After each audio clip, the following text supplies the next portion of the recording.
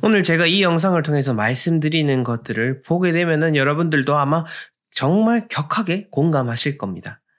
한국 사람들 대부분이 정말로 후회하는 것들이 바로 이것들입니다.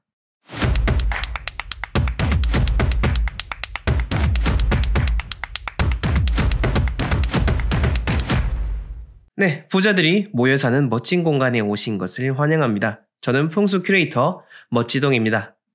여러분들은 살아가시면서 어떠한 것들이 마음속에 남아서 후회가 되십니까? 아마 정말 막 여러 가지로 막 떠오를 텐데요. 그 떠오르는 것들 중에서 이 한국 땅 안에 살고 있는 사람들 대부분이 같이 후회하고 있는 것들이 있습니다. 바로 그 부분들을 오늘 여러분들에게 알려드리려고 하는데, 요것들을 알려드리는 이유는 이러한 부분들이 우리가 함께 다 후회를 하고 있는데, 근데 그 후회를 하고 있는 대부분의 것들이 알고 보면은 그렇게 후회할 만한 사항도 아니고 또 제대로 나아갈 수 있으면서 내 삶을 더욱더 주체적으로 적극적으로 좋은 쪽으로 나아가게 만들 수가 있기 때문에 그만큼 오늘 말씀드리는 내용들을 잘 보시고, 여러분들은 이런 것들을 후회하신 거는 없는지, 그리고 내가 이렇게 후회를 했다라면은 이러한 내용들을 후회하지 않도록 적극적으로 액션을 취하신다면은 오늘 당장부터라도 다른 삶을 살게 되실 겁니다. 자, 본격적인 내용에 들어가기에 앞서서 각종 풍수 컨설팅 신청 그리고 도서 구매 등을 원하시는 분들은 하단 고정 댓글에 나와 있는 링크 참조해 주시면 되겠습니다. 네, 한국인들의 99%가 후회하는 내용입니다. 그리고 오늘 내용은 그 유명한 책이죠. 모리와 함께한 화요일이라는 책의 주인공이신 모리 슈워츠 교수님이 그 삶에 대해서 담긴 지혜의 글들을 기반으로 해서 여러분들에게 내용을 말씀을 드리는 겁니다. 자, 첫 번째는 바로 남의 시선입니다. 그 어떤 나라보다도 한국 사람들은 타인에 대한 시선을 정말로 의식을 하게 되고, 이 타인의 시선을 의식하는 행동들 때문에 벌어지는 많은 것들을 우리는 후회를 하게 되는 겁니다. 만약 우리가 남의 시선을 인식하지 않게 된다, 혹은 여기에 대해서 너무 막 신경을 안 쓰게 된다라면은 살아가면서 느끼게 된 스트레스에 대한 지수가 확 떨어지게 되고요. 그리고 남의 시선으로 인해서 벌어지게 되는 여러 가지 소비 활동들, 그리고 행동들, 어떤 대외적인 모임들, 이런 것들을 줄이게 된다라면은 우리는 훨씬 더 많은 삶의 소중한 순간들 혹은 많은 돈들을 쌓아갈 수가 있는 겁니다. 타인의 시선을 의식하는 행위는 점점 이제 옛날보다는 많이 약해진 편이라고 저는 생각이 듭니다. 특히나 하루하루가 다른 세상을 살아가는 지금의 시점에 있어서 이제 많은 젊은 세대들, 그리고 지금 기존에 나이가 드신 분들이라 하더라도 같은 시점을 살아가고 있는 이 시대의 모든 이들 자체가 타인의 시선에서 조금씩은 해방이 되고 있습니다. 하지만 그럼에도 불구하고 우리는, 한국 사람들은 정해진 그런 일생에 대한 사이클 자체에 대해서 너무 강박관념을 가지고 있습니다. 그러다 보니 내가 원하지 않는 학교에 가게 되고, 내가 원하지 않는 직장에 가게 되고, 내가 원하지 않는 사람과 결혼을 하면서 원하지 않는 인생을 살게 되는 것이죠. 자, 그러니 한번 이거를 잘 고민을 해보십시오. 이게 쉽지 않을 겁니다. 왜냐하면 그만큼 우리의 삶 속에서 너무나 깊이 내재되어 있기 때문에 내가 하는 행동들 중에서 어떤 것들이 남의 시선과 관련되어 있는지를 발굴해내는 것이 쉽지는 않을 겁니다. 자, 그렇다면 어떻게 하면 좋을까요? 내가 만약에 오늘 저녁에 운동을 하러 간다. 그렇다면은 내가 이 운동을 하러 가는 행위 자체는 과연 나를 위함일까? 혹은 정말 순수하게 타인을 위함일까? 혹은 타인도 좋고 나에도 좋은 그러한 것일까? 라는 식으로 한번 판단을 해보는 것입니다. 자, 한 가지만 더 구체적으로 예를 들어보겠습니다. 내가 백화점에 가서 옷을 산다라고 했을 때 이 브랜드를 내가 사는 이유 자체는 내가 정말 좋아서일까? 혹은 남에게 보여지는 시선도 같이 고려한 것일까라고 고민을 해보신다라면은 어느 정도 스스로에 대해서 기준점이 생기게 될 거고, 내가 이만큼이나 타인의 시선들을 많이 고민하며 살았구나라는 것을 조금씩 알아가게 될 것입니다. 그러니 요즘 잘 분별하셔가지고 여러분들의 삶에 적용하시기를 바라겠습니다. 자, 그 다음 두 번째로는요, 바로 이 불필요한 관계입니다. 이 불필요한 관계 때문에 우리 한국인들은 너무나 많은 후회를 하고 있습니다. 특히 조직 생활이라든지 여러 가지 교우관계, 대외적인 관계 같은 경우에서도 보면은 굳이 할 필요는 없는데, 이게 뭐 할 필요는 없는데 앞에 남의 시선과 조금 연장선상에서 그 타인의 시선도 의식이 되고 하다 보니까 정말 억지로 가져야 되는 관계들이 있습니다. 있지만은 그게 진짜 필수적이라는 게 아니라면은, 그리고 여러분들 자체가 오히려 더 소중하다, 그 시간에 나를 위해서 투자하는 게 더 낫다라고 딱 인정이 되시면은, 그러면 과감하게 그런 불필요한 관계들에 대해서는 잘라내시는 게 좋습니다. 사람은 사람이 서로 의지를 하는 그러한 사회 속에서 살아가야 더 많은 것들을 얻어낼 수가 있습니다. 하지만 우리는 그것보다 조금 더 많이 좀 불필요한 관계들의 격가지들이 많다라고 저는 생각이 듭니다. 그러니 조금 더 건설적이고 조금 더 발전적인 방향이 뭐가 맞을까라고 생각을 해보시고 냉정하게 여러분들의 관계를 한번 돌아보시길 바라겠습니다. 자, 그 다음 세 번째로는 바로 일어나지 않은 미래에 대한 걱정들입니다.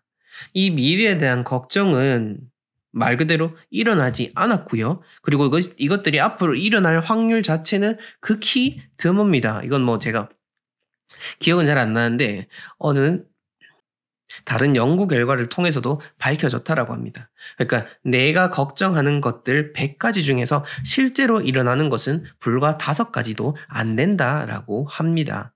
그러니 어차피 일어나지도 않을 것들을 굳이 걱정을 해가지고 내 소중한 지금을 낭비할 필요가 있겠습니까? 없겠죠.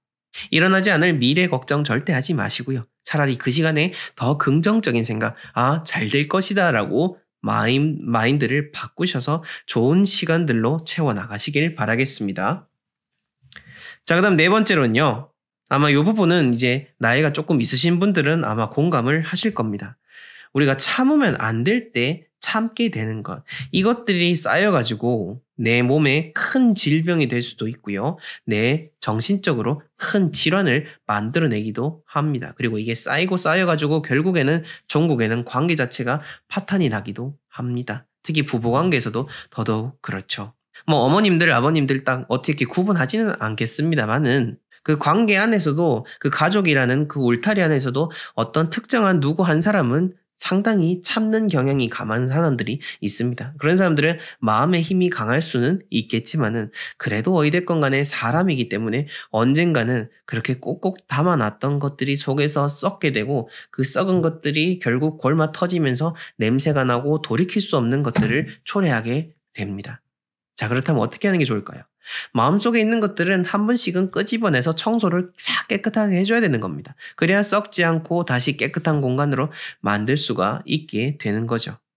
우리가 살아감에 있어서 참는다라는 것은 정말로 큰 미덕입니다. 그렇지만은 내가 뭔가 계속해서 지속적인 관계 속에서 작은 것들을 계속 참아 나가다 보면 결국 여러분들이 해하게 되고 여러분들이 망가지면 관계도 망가지게 되는 거니까요. 요 점 꼭 기억하셔가지고 안타까운 상황이 벌어지지 않으셨으면 좋겠습니다. 자, 그 다음 5번째는요. 바로 가족과의 불화입니다.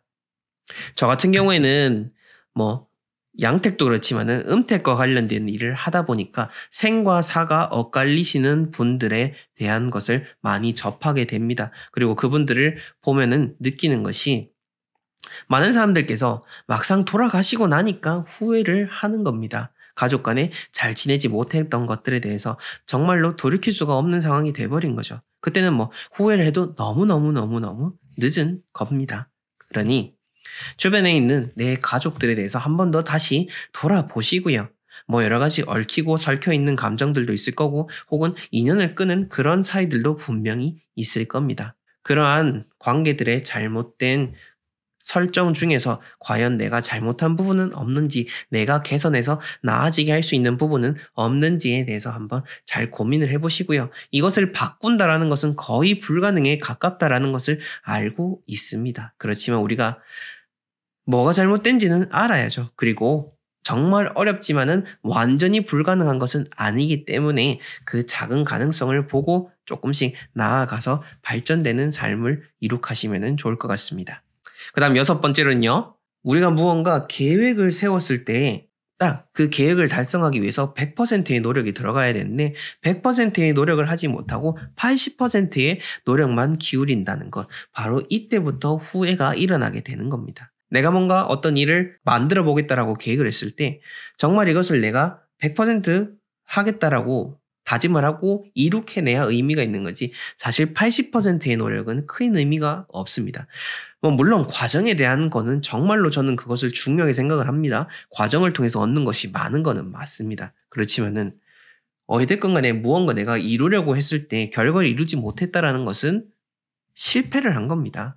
그리고 그 자체로 시간적인 손실, 여러 가지 금전적인 손실이 일어나는 거니까 이왕이면은 내가 이룰 수 있는 일들에 대해서 계획을 세우고 그 계획에 대해서 100% 달성하는 그러한 과정들을 쌓아가는 것이 더욱더 의미가 있다라는 것을 여러분들에게 말씀을 드립니다.